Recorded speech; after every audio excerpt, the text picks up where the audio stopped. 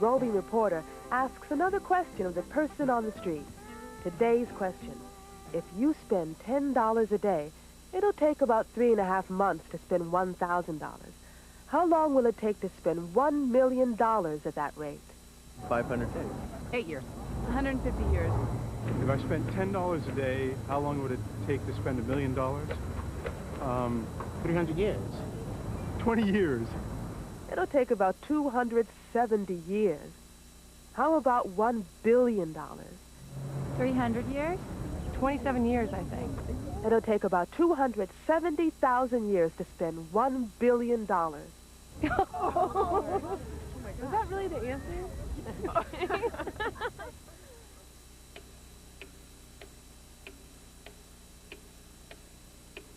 $1 million.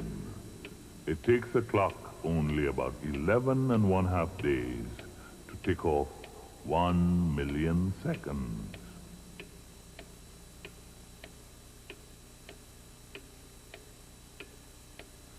$1 billion. 1 billion is 1,000 million. It would take a clock about 32 years to tick off 1 billion seconds.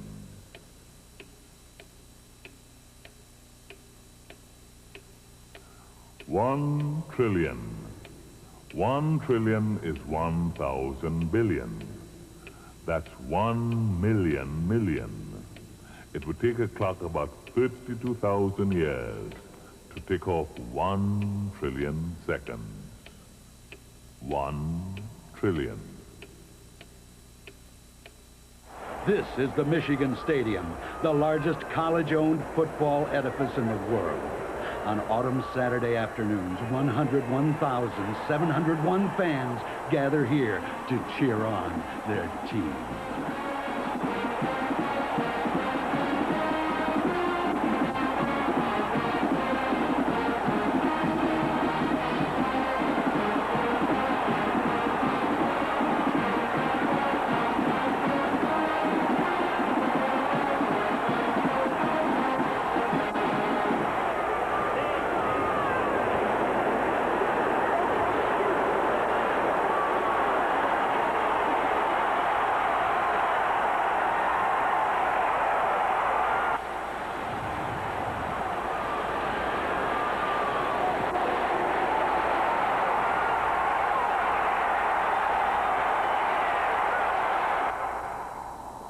When the stadium is empty, and just to keep busy, a lone cheerleader places one football in the corner of the end zone.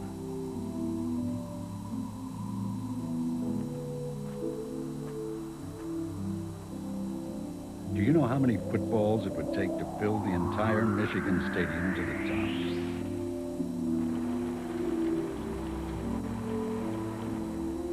Yes, it would take about 173 million footballs to fill the Michigan Stadium. Are you kidding? Nope.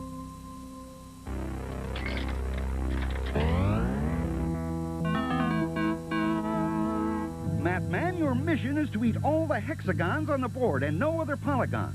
When you encounter a polygon, you will have until the count of 3 to make your decision. And beware the senseless Mr. Glitch. He will eat you if you are wrong. Mathman, Mathman, Mathman, Mathman, Mathman. Hi, Mathman. 6 sides, hexagon. Oh, no.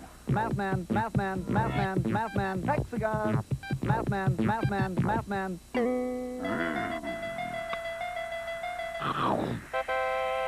Uh-oh. Yeah! Mathman, Mathman, Mathman, Mathman, Mathman, Mathman, Mathman, Mathman, hexagon, hexagon. Mathman, Mathman, Mathman, Mathman. Worth a try. Oh, drat. Mathman, Mathman, Mathman, Mathman, Mathman, Mathman, Mathman, Mathman, Mathman, Mathman, Mathman, Mathman, Mathman. I never ever bring me pretty flowers. Mathematics is like a tool. Use it and solve problems. These two contestants, Shalon Rosenthal and Kenny Yu, will separate mathematical fact from fiction on Square One Challenge. Hi, everybody. I'm Reggie Cathy, and welcome to Square One Challenge. And now, let's meet the host of our show, Mr. Larry Cedar. Oh, hi. Thank you, Reggie. Welcome to Square One Challenge. We got a great game in store for you today because we got some very interesting questions and some very entertaining guests. Let's welcome Kenny and Shalon. How are you today? Good to see you, and good luck on the game. You know how it's played, so let's get right to the first question. Here it is. Helping us out with this first question is from Square One TV, Cynthia Darlow. Hello. Hello. Here it is. You have a sphere. Actually, you have a couple spheres in front of you. If you slice the sphere like this, as Cynthia is showing you, you get a surface that is shaped like a circle. Now, suppose you cut a sphere this way instead, as Cynthia is demonstrating. What shape would you get? An ellipse, an egg shape, or a circle? All right, there's your first question. And now for some answers to that question, let's meet our guests for today from Square One TV. They are Louisa Lishin and Beverly Mickens. Hi. How you doing? What do you think? If you slice the sphere the second way that Cynthia showed you there, what shape will you get? An ellipse, an egg shape, or a circle? Beverly, what do you think? Okay, I say an ellipse because it's going to be taller than it is wide. All right, an ellipse. Louisa? Well, I think it'll be egg-shaped because the bottom part will be a little bigger. Egg-shaped. Okay, there you have two answers. Now, Kenny, Shalon, it's up to you to decide if Louisa is telling the truth or bluffing, and if Beverly is telling the truth or bluffing. You will get 50 points for each correct decision you make. And remember, they can both be telling the truth, they can both be bluffing. So think about it. If you slice the sphere the second way that Cynthia showed you there, will you get an ellipse, an egg shape, or a circle? All right, it's time for Kenny to give us his decisions. I think Louisa is bluffing and Beverly is bluffing. You believe that they are both bluffing. That is definitely an option. We'll now go to Shalon for her decisions. I'll also say that Beverly is bluffing and Louise is bluffing. Beverly is bluffing and Louisa is bluffing. Let's find out how you did for 100 points in the first question of the game. Will the truth tellers please stand? Double bluff. I think you were both absolutely correct. Neither of them was telling the truth. Let's find out why from Beverly. Okay, yeah, we're both bluffing. Try it. No matter where you slice it, you'll always get a circle. The closer the slice is to the center of the sphere, the bigger the circle will be. But it's always a circle.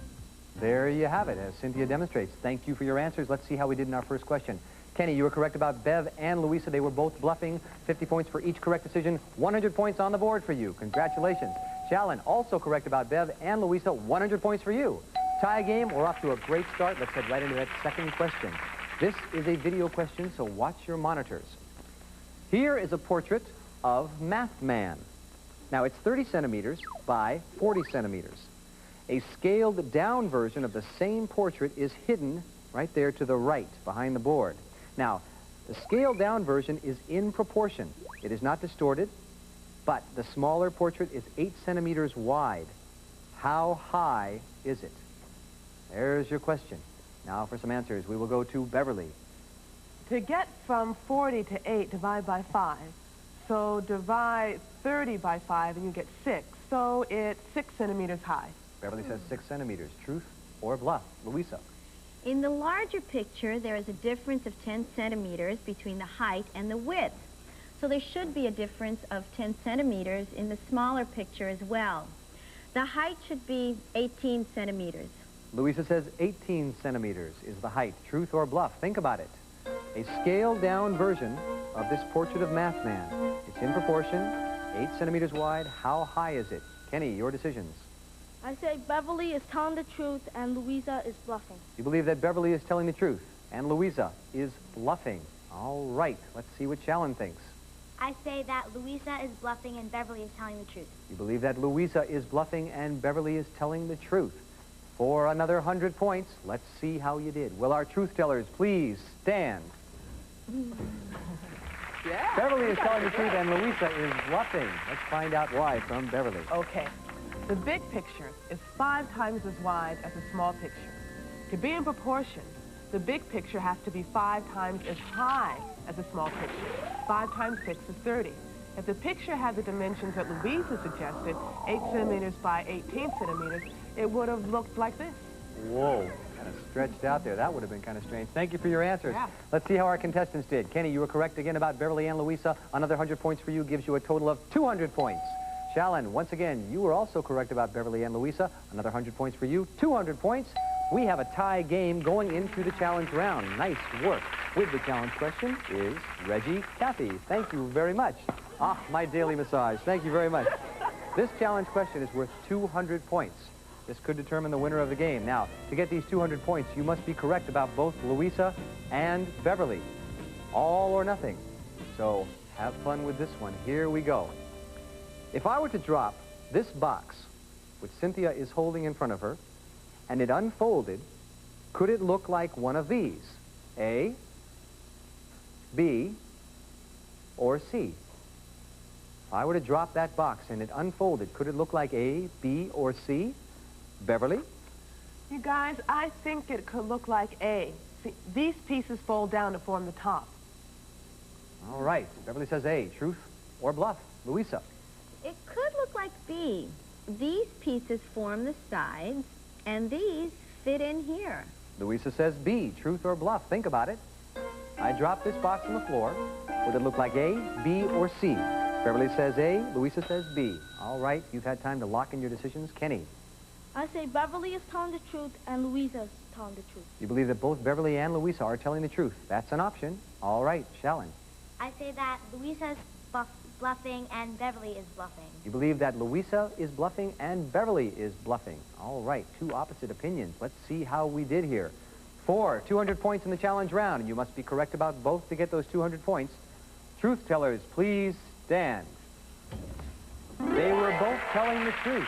Let's find out why from Beverly. Sure, we're both correct. A simple demonstration will suffice. Watch. Take figure A and fold these faces. See? A box just like this. Now, try figure B. Hey, presto, the same box once again. There you have it. All right, you might think about whether C folds up to make a box or not at home. Let's check out to see how our contestants did. Kenny, you were correct about Bev and Louisa. You will get the 200 points for a total of 400 points. Shallon, you were not correct about Bev or Louisa. You won't get any points in the challenge round. You still have 200 points. But, Kenny, you have enough points to win the game. Congratulations. Job well done. Very good game.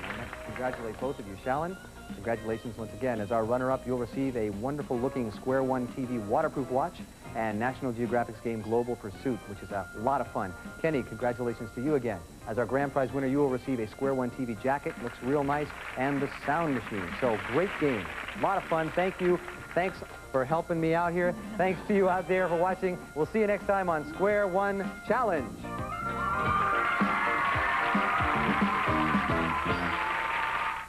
Mr. John Machida will recite Peter Piper. Mr. Machida? Peter Piper picked a peck of pickled peppers. A peck of pickled peppers did Peter Piper pick. If Peter Piper picked a peck of pickled peppers, where's the peck of pickled peppers Peter Piper picked? Mr. Machida recited Peter Piper at a rate of 210 words per minute. Can he do it even faster? Peter Piper picked a peck of pickled peppers. A peck of pickled peppers did Peter Piper pick. If Peter Piper picked a peck of pickled peppers, where's the peck of pickled peppers Peter Piper picked? That time, Mr. Machida recited Peter Piper at a rate of 350 words per minute. He will try to be even faster. Peter Piper picked a peck of pickled peppers. A peck of pickled peppers did Peter Piper pick. If Peter Piper picked a peck of pickled peppers, where's the peck of pickled peppers Peter Piper picked? Mr. Machida recited Peter Piper at a rate of 525 words per minute. Wow.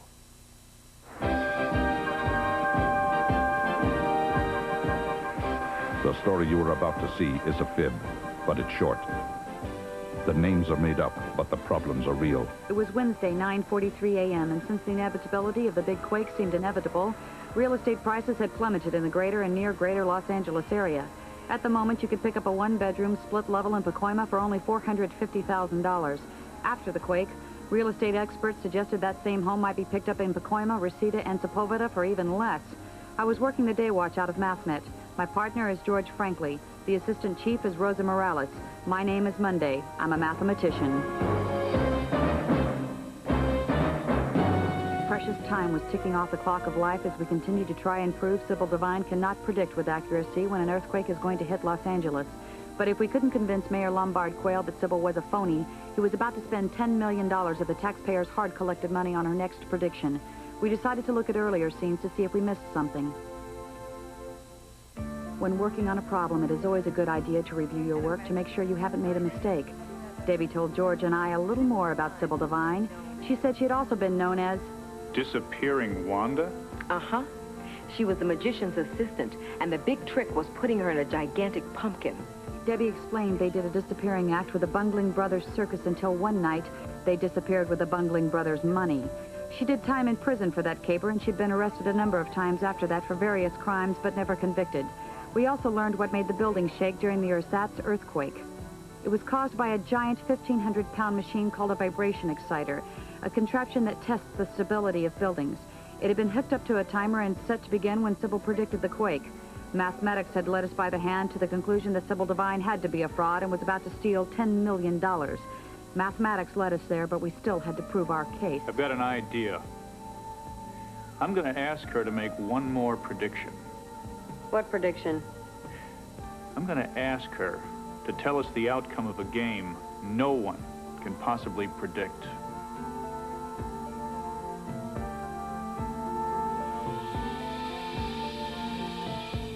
A football game? Oh, but I predicted football games before. Well, then it won't be any trouble for you. Of course not. It's a piece of cake. I'll tell you what. I'll predict your football game. I'll keep the money with me. And I'll also predict the big quake. If the football score is correct, then I'll just... No, that's unacceptable. The money will stay here under constant guard. If you are correct, you'll return and collect the money in this valise. There's $10 million in there? Well, $50 in cash, the rest in traveler's checks. Not a good idea to carry more than $50 cash. How do I know it'll be safe? Guard will be stood constantly by this man. Who is? Maurice Lacrease of the Valise Police. And if I refuse? No deal. Very well. Which is the game that you wish predicted? It's a game that's just about to begin. And the teams are? The Pomona State Osteopaths against Cal State Bullocks. Pomona State, Cal State Bullocks. Are you getting a vision? I must have absolute silence. Yes. Yes, I have it. All right, if you will write it down, we will place your prediction in my safe. I have it. I'll just take your prediction and put it in another envelope, Miss Devine. Whatever pleases you, Mr. Franklin. This will have to do for the nonce. Mayor?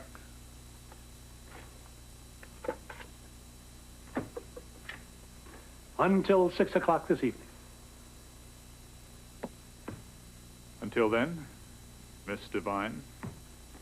Until then, Mr. Franklin.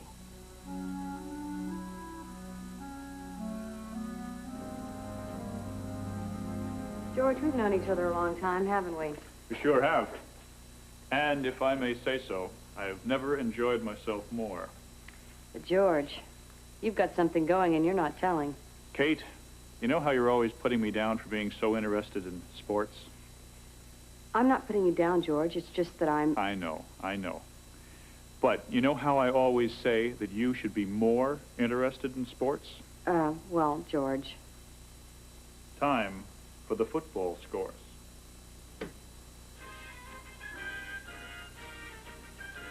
Hi there, sports fan. Dick and Vern here with your football scoreboard. Many surprises on the old gridiron today, Vern? Not many surprises on the old gridiron today, Dick. In the East, Syracuse was a big winner over Alfred, 31-30. Penn State lost to State Penn 10 years to 7 years. And Rutgers lost to Rutgers in an inter-squad game. Any surprises in the Big Ten, Dick? No, Vern, things went pretty much as expected. The Michigan Wolverines nipped the Spartans of Michigan State 127-3. State's field goal coming at the end of the game with no time left on the clock. I believe you predicted that, didn't you, Vern? That there would be no time left on the clock at the end of the game. I sure did, Dick. Let's look to the West Coast. USC lost to Fullerton State in a mild surprise. And UCLA tied UNLV 4 letters to 4 letters. Dick? What? Any other scores between these battling behemoths, Dick? Yes, Vern, in a real shocker, the Fighting Retailers of Cal State Bullocks beat the Bone Bruisers of Pomona State Osteopath 24-21. Well, that's our score. We've got her, Kate. Let's roll.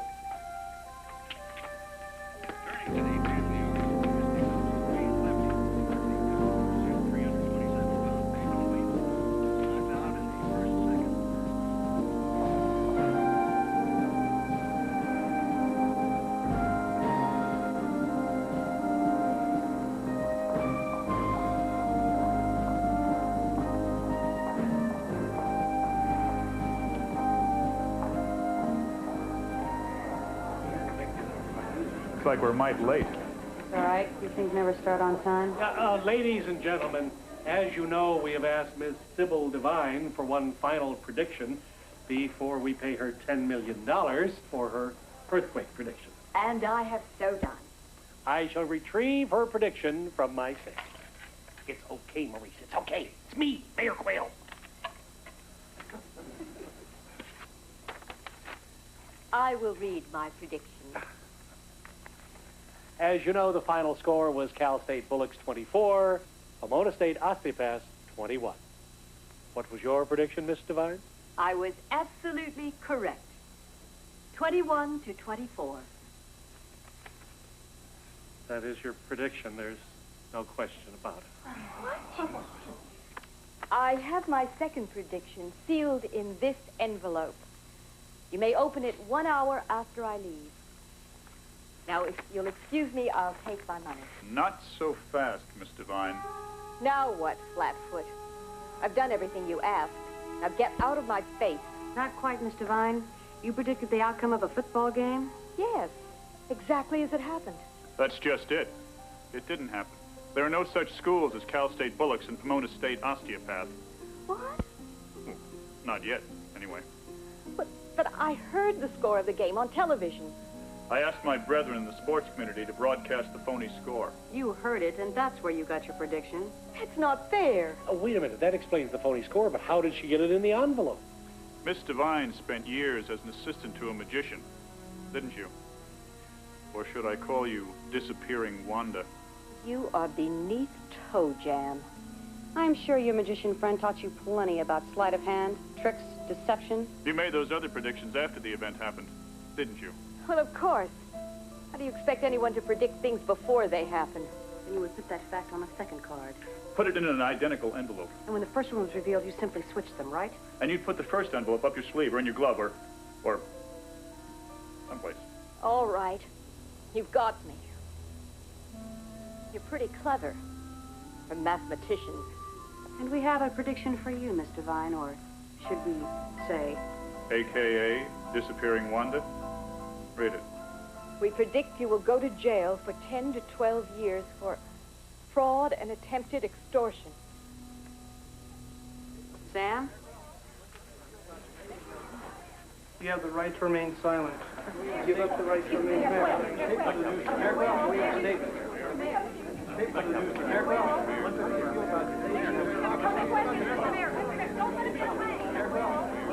Well, Bart, let's chalk up another victory for Mathnet. I don't have any chalk, but I know what you mean. Here, these are for you. What are they? Dad called. He needs you to go to New York. These are the airline tickets. New York? Uh-huh. NYPD's got a problem. They need your help. You better hurry if you're going to make your flight. We're going to New York? Put your arm down, George. It's unbecoming. Make us proud.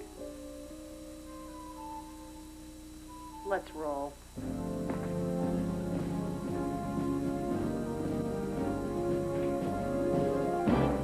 Boy, Kate, New York City. This is exciting. Uh-huh. Ever been there? New York City, I mean? Oh, sure. I haven't. What's it like? It's my kind of town, New York is. That's Chicago, George. Oh, I thought Chicago was a toddling town. I don't think you've been in New York. Well, maybe not in it, but I flew over it once. I see. Well, I couldn't. It's cloudy. But I do know the Bronx is up and the Battery's down. And people riding a hole in the ground. Uh-huh. It's a wonderful town. You know, Kate, I was just wondering, what do you suppose ever happened to Sybil Devine? From the flight deck again, this is the Captain John Tailspin Tierney. Sybil Devine was tried in a criminal court in Los Angeles in and for the state of California. She was found guilty of a 401.13 fraud and a 517.3 attempted extortion and tucked snugly away from society for a minimum of 10 years and a maximum of 12 years. Ms. Devine predicted she would be out sooner than that. She was wrong again.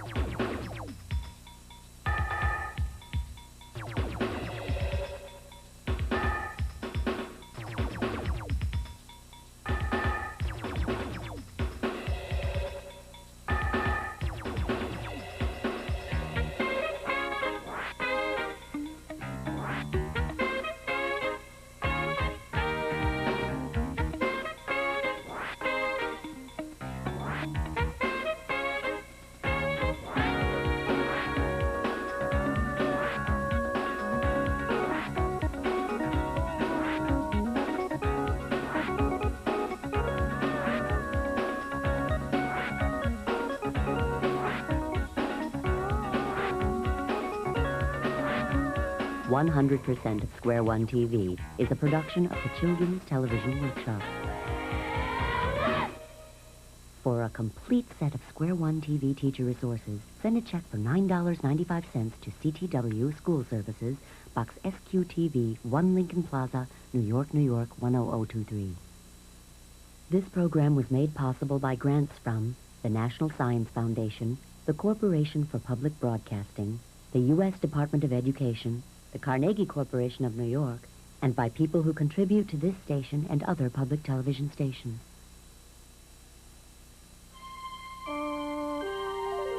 This is PBS.